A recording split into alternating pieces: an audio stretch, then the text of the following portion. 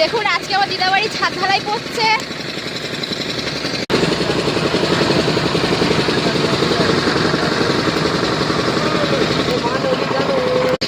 ছাদে তো উঠতে পারছি না, কত উঠতে দাঁড়িয়ে আছি।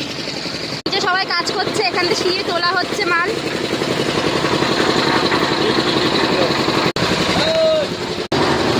পুরো বাঁশ দিয়ে ঘরগুলো ঘেরা,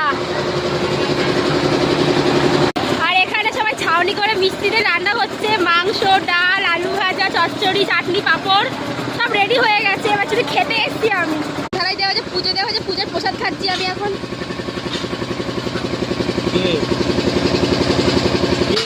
আমার দিদাবাড়ির নতুন সদস্য এই একটা, আর একটা আছে, কি মিষ্টি দেখতে না।